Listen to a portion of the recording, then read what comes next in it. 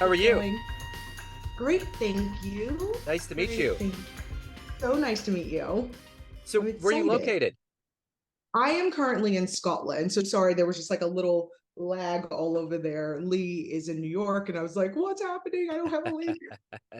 But And I was it's like, yeah, but it's still totally amazing and futuristic that we can still pull this off that quickly. yeah, 100%, Yeah, 100%. it's very bizarre. Well, I'm in the middle of the map in Kansas. I'm in Kansas City, Missouri.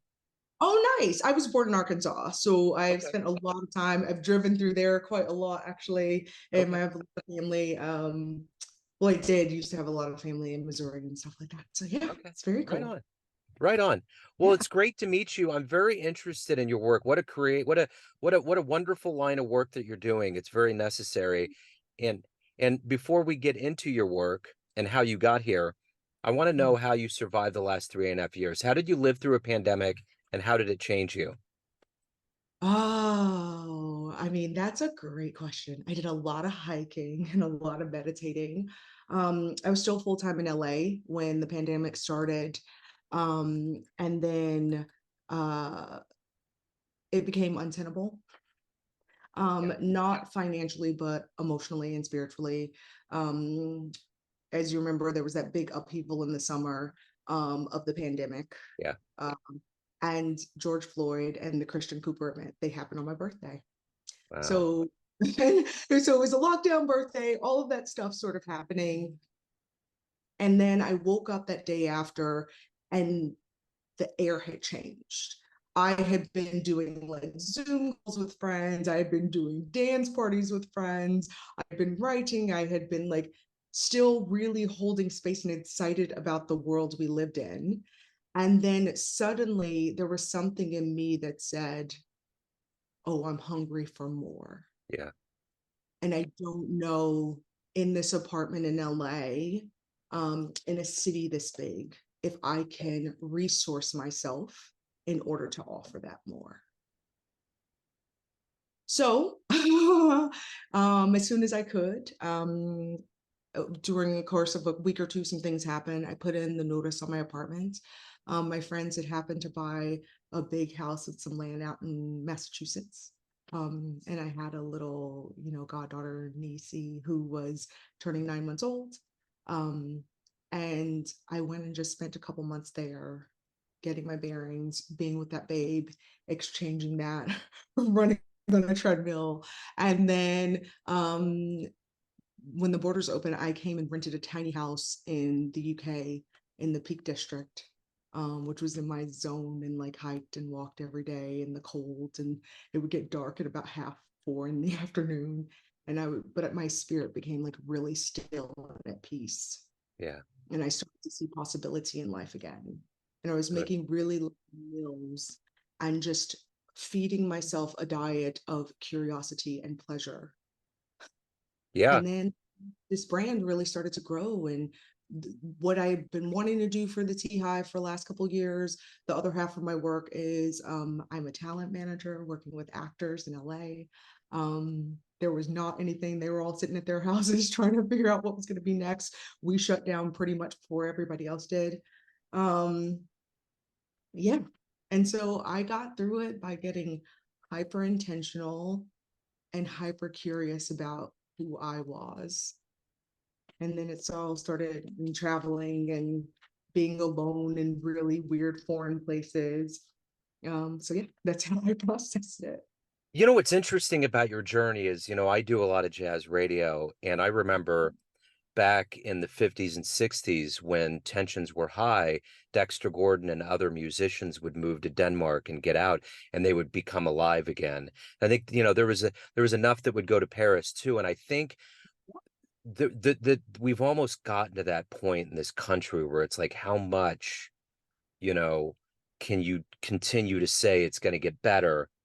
You know, um, I was watching a documentary where it was like talking about the difference between hope and anticipation, just levels of that, how it matriculates and becomes a part of your psyche, so yeah, yeah, sometimes you just have to grab the reins and find the happiness.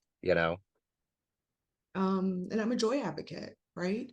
I believe as humans, we have birthrights of joy and agency and living by and for what's most important to us. Yeah. Um, and in a society, no matter where you sit politically, but in a society where we've lost discourse, Yeah. the innate ability to be curious about our fellow humans, that's kind of a society without humanity. Yeah. It's frightening. It's like the Orwellian books we read and It's oh, 1984 in the flesh. y- Like it's, you know what I mean? And yeah, so there's a lot of that. And then there's so much beauty out there yeah, and being created, and people banding together and people wanting community and spirit and grassrootsing, um, and lovely art and music being made and books being written. And that's how you keep going because that's you it. you connect to that. Like you spend a lot of time, like you said, doing jazz interviews, and it's like the power of music, the power of art to Yeah. transform us all. It's like, yeah, let's talk about that. Yeah. The one thing I did do over the pandemic is that I was really going through and finding music, whether it was on, like on Apple Music or wherever, and new musicians. And I reached out to a musician. His name was David Billingsley, and he lived in Minneapolis. He was a young African American man, like probably 27, 28. And I emailed him and he got back to me and said, I just sent like 500 notifications out to radio people and you just cold contacted me. And he was just totally bespeckled by it. So we got in touch. I mean, he was saying, this is the hand of God that did this. And it really inspired him. And we interviewed, and I released the interview days before the George Floyd happened, and he lived up there. So I was watching his social media posts, and a couple days after, he was like, "We can't go anywhere. Everything's looted. Everything's burnt." He was heartbroken, and he was so happy about our interview. I didn't hear any response from the interview, and and I know why. I ended up calling him a couple days later. I said, "Look, I'm just some white guy in Kansas City, but what you're doing," because he was helping inner city kids. He was a young musician. He was ready to go and he was doing all this work, but I saw it all leave him. Like all the air was going out of him. And I said, "Whatever you do, listen to me right now. Don't give it up. Just don't do it. You take this for whatever you want." And about 4 or 5 days later, he sent me a CD in the mail and wrote a message on there and said it was a big deal for us to have that conversation. And I think about that time period and I always remember that because it was such a big deal. I did not want him to die, and he was going to, you know, and Yeah, be, like so much withering on the vine, oh, right? it was, Like the air coming out, like everyone losing their connection to, like, we were already also isolated, yeah, and then there was this, yeah, right? And there was no conversation, you know. So much I think of the problem in our country, and that's such a beautiful story about the way we are all connected. yeah, And of course, like even you and I, the day I got a message from you, I literally was like, "Oh, I haven't been on. I should go on." I was like, "Okay." I went on. It's like do. And then I heard from like 5 people, which was like lovely. yeah, And I like clicked through all of them, and I was like, "Okay, that person asked me for money. That person obviously has not looked me up. This person I'm deeply curious about." And it was you. And I went and listened to some of your stuff, and I was just like, "Oh, this is a human."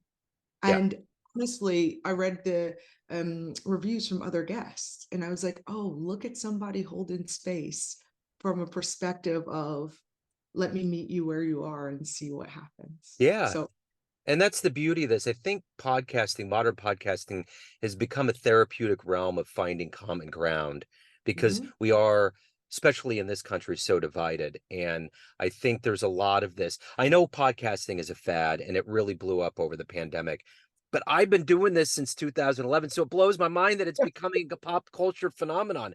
Shows are being made, books are being I mean, there's all these things, but I think the phenomenon is going to simmer down and the people that are serious about it are always going to be here and doing this. But I think there's a lot of very talented, artistic, professional people like you that exist in the world that have great stories and are doing this for the right reasons. And we all need to Yeah. relish in that human moment of saying, we all survived a pandemic. The day after, we're here, we're trying to do the Yeah. best we can. So let's do it. But the one thing I did want to say that's interesting, Yeah. interviewing people all over the world during that time, is that America was the one place that would not try to find a fire extinguisher to put out the COVID fire. We just found more gasoline to make it an inferno. It's like it's Like, I'm out. crazy. I was immediately out. I was like, I'm a Yeah, goal. Like this, you know what? There's this tiny village in France. I'm gonna yeah, sit here on a mountain by yeah. myself Hmm. in this tiny village. I'll see some people at the lake. Yeah, Um, I'm gonna wear my mask on public transport in late 2022. yeah, I went to like some lovely towns in Germany and I was like, I followed protocols all the way, and people were like, how are you doing that? I was like, by showing up yeah, in a way that respects and honors the places that I'm going to. yeah, I am, it's so baffling to my mind constantly is Americans who, for better or for worse, go out to visit and see other places, but then don't want to have it flood into them. yeah, So your exposure to the thing that you're getting exposed to, I will be changed in a way that I might not understand for a week or two or a year by having this conversation with you. yeah, yeah, That's living, right? yeah, Every contact we have, every person we come into connection with leaves an imprint. absolutely. So yeah. What's interesting? I'm watching this documentary that Rainn Wilson's putting together now called The Pursuit of Happiness. And he's Hmm. always been kind of historically sad and unhappy. And he's going to all these different places. Like Iceland has a very high level of happiness, but he went to Uh-huh. Ghana last night. And there was a gal that was from Brooklyn that went there and was Yeah. so inspired. She moved there and opened a food truck and finally doesn't feel like Love she it. is being judged for anything other than being a human. All of the people are happy. The level of happiness and resiliency is high.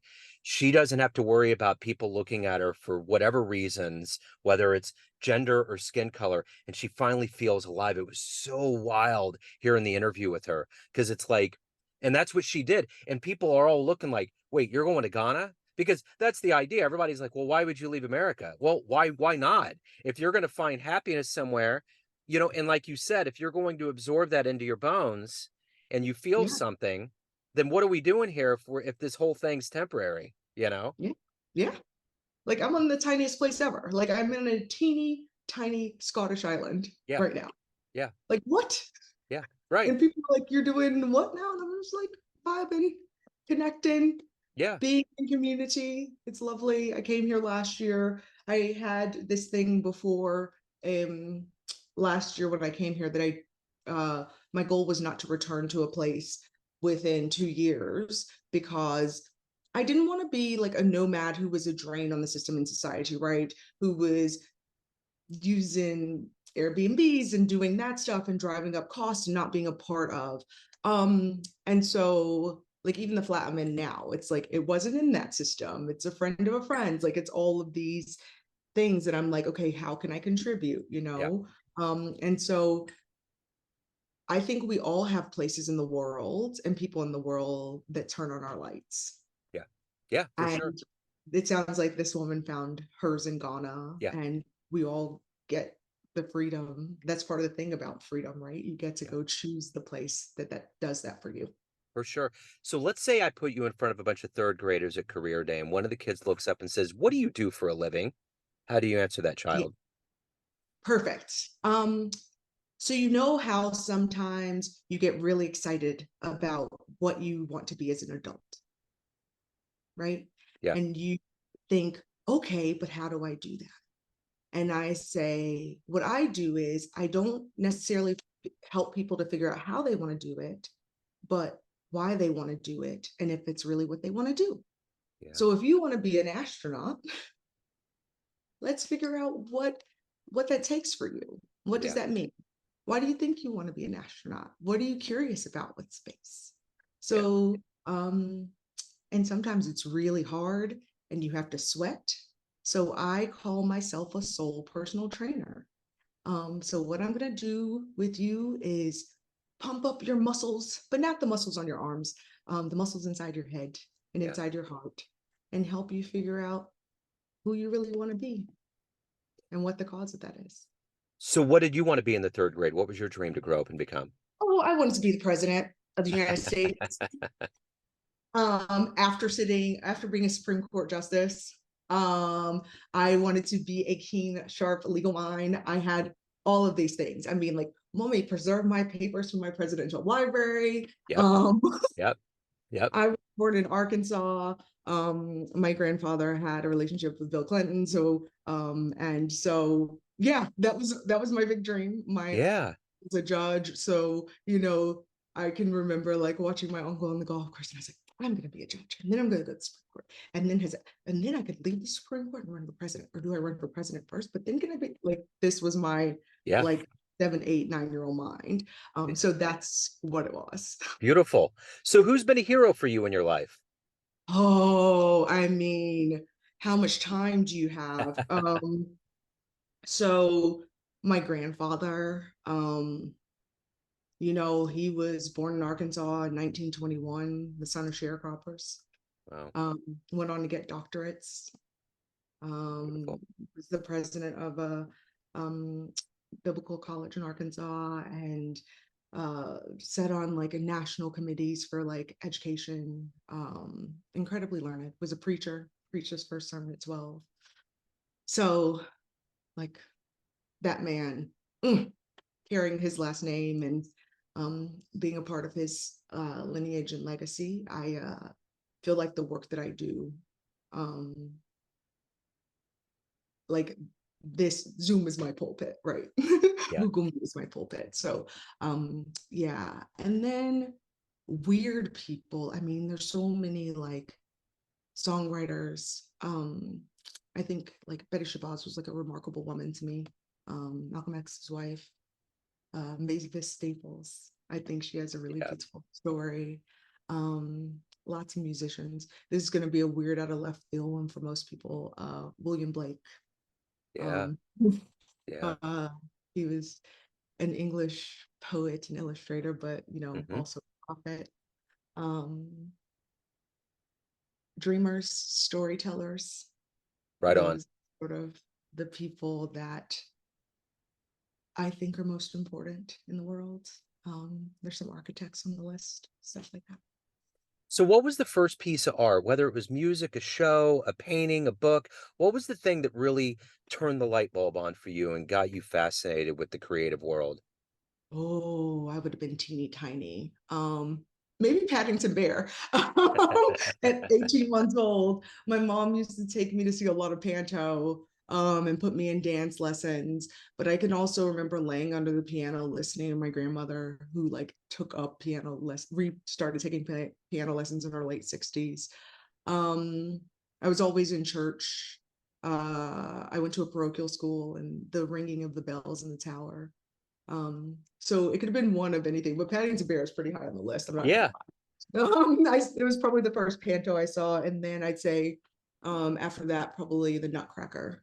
Um, Okay. yeah. Right on. So let's say we get off the phone, a time machine pulls up in front of your house, and you could go anywhere in the history of time and see one event with your own eyes. Where are you going? What would you love to have seen happen before your eyes? Weirdly, thanks to Questlove, I actually know I would go and see the Summer of Soul Yeah. concert. I think um I think it would have been inspiring to be a Black woman in that audience. Yeah. I think maybe I would have become president if I was a Black woman in that audience. I may have kept that fight. Um, yeah, I don't know. That's like a new thing, because that conversation was definitely like answered very differently. Like if you Yeah. had asked me this before that doc came out, I probably would have said something like, I want to go back to the beginning and witness the Big Yeah. Bang. Right. Yeah. 100% would have been my answer, because that's Yeah. my kind of weird. But yeah, I think, yeah, something like that. Like post bra burning, pre too much connectivity, Hmm. small communities working together, Yeah. activism in a different kind of way. I think it would have been Yeah. something like, So let's say you have a dream tonight and you run into a 20-year-old version of yourself, and you could give that young version of you a piece of advice based on the wisdom that you've gained, things you've overcome and accomplished up to this point. What advice would you dispense on that young version of you? you are magic, you are loved, you are good enough. Right on. Yeah. What's been your best success story? One that you think about as a professional that just puts a smile on your face? Oh, it's really recent actually. Oh, I'm gonna try not to cry talking about this because it's still kind of new, so it's very emotional. Sure. This year I had the greatest honor of my life. I was a mentor and coach for 27 young creatives in a um, anti-colonialism leadership artist activation program called Versions with Dark Spark organization out of Canada. Um, there's nothing more humbling than like 16 to 25-year olds who are coming into their leadership hats, awakening to like how the world around them is impacting them and affecting them, and then being inspired to not only want to change it, but to create from a perspective that can shift it. Um, and then getting to like have them tell you that like you opened a doorway for them to a version of themselves. Yeah. Like humbling, uh, heart expanding, life affirming, all the things. So, Yeah. what are you the proudest of everything you've done so far in your life? What are you the proudest of? The fact that I've come to a place that I get to be unapologetically myself without caring how anyone else takes that. So, everyone has a perception of you, family, Mhm. friends, clients, colleagues, but you run the show. What's your perception of you? Who do you think you are? Oh, I'm a son, right? I'm a person who shines light into shadows and can pretty much sit with anything. Um, and the only illumination I want to offer is that others can see there's really no boogeyman in that corner, that they get to see themselves. What a great So answer. Yeah, I love that answer. That's so good. I It just it's thought the of that. flashlight. Yeah, Yeah, yeah. yeah. So, So, if anyone wants to learn more about you, reach out, hire you, anything about your world, where can they go? the Hive.com. Okay. That's where I am. I'm on LinkedIn. Yeah, you can find me. It's pods, things around, but mainly on the T Hive is where I do my thing. So, you answer on such a high note, the last question, but I have one more. What's the best Excellent. advice you've ever gotten?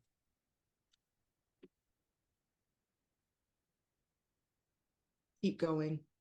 Yeah, 100% keep going. And oh, and the same person also told me err on the side of generosity. there you go. Well said. All right, so since you did bring up the dream place that you would go, I have to ask, what's been one of the best, most magical, moving concerts that you've ever been to in your life? Mm. I've got so many. Oh my gosh.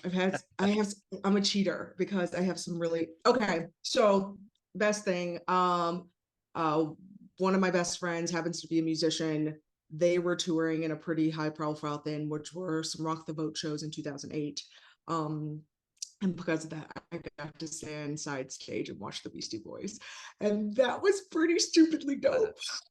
that's wild. Um, being like a young 20s sort of person like me, like, everybody else see that. That was a pretty magical moment. I mean, I've got a top 20, but that one was pretty special. Yeah. Like after witnessing my friend like perform for the first time with their new band and this amazing front man that I was a big fan of for years, and then going backstage and being like, this is so cool, and then standing side stage and watch that. That night was kind of a dream night. Wow, that would be wild. That would be totally wild. You Yeah. know, I saw St. Vincent a couple years ago. I was covering the show, and that was I had no idea the talent level that was going on that stage. I mean, and they're cool, man. They ooze cool in a Yeah, different yeah, way, like yeah, above what we all do on our regular little minion level. It was crazy. yeah. St. Vincent is like amazing. Yeah. I lived in LA for years, so I big KCRW person and Yeah. was one of their volunteers. So just got exposed to like so much. It was the coolest thing that being in LA in like your early 20s and like volunteering at Oh KCRW. man, are you kidding? Life, like I was like, oh, I know all the things. And even this year for my birthday, my mom managed to get me into um seeing Hosier at the Bowery Ballroom, Wow. like in a tiny, tiny space, like Yeah. a few, like 2 months before he like played Madison Square Garden. It's like just oh, like this is my like geek place where I'm just like all day. What shows do you like? You know, there was a place that we had for a while in Kansas City called the Grand Emporium. It was like a blues hub. And Prince played our big arena downtown and came up and closed the doors and said, "We're selling tickets," and had a private engagement. Man. So whoever walked by, whoever heard, whoever was lucky enough, got to see him blow the roof off of that joint. So He used to do that in LA, like the yeah. Roosevelt and a couple of around town. You see this little head like shuffling through at like 1:30, and then he's like putting on private kids. Yeah, no, he's one of my like probably top five all-time favorite Yeah. guitarists. And I Yeah. think most people just like don't get that statement. And I'm like, well, go Yeah. listen. Yeah, Yeah, he was unbelievably talented. So so um talented. and he's the reason why I will never ever I don't tell anybody about celebrity deaths anymore because of him. I was interviewing a van full of musicians going to Oklahoma, and I said, "Hey," it was the day it happened. I said, "Did you guys hear what happened?" And they're like, "What?" And I told them, and the entire air went out of that vehicle. And I said, Mm-hmm. "Never again." I don't care if it's somebody I'm No, right next to, whoever it is. If it yeah. was a bug on the ground, I'm out. I'm done. You're like, no, because it'll totally, there's so many of those, especially with musicians. Like I can remember where I was standing when I heard about Prince, Bowie, Michael, like so many different people. I'm like, I remember the places that I was standing when those Yeah. happened. They absolutely changed Yep. like the way I sat with and perceived so Yeah. much. So, Like I'm out. I'm retiring. Done. yeah, I'm done. Hey, this has been wonderful. Great to meet you. Thank you so much. Best of luck with everything. Thanks so much. And thanks for your time. Have a great day. Thank you. Take care.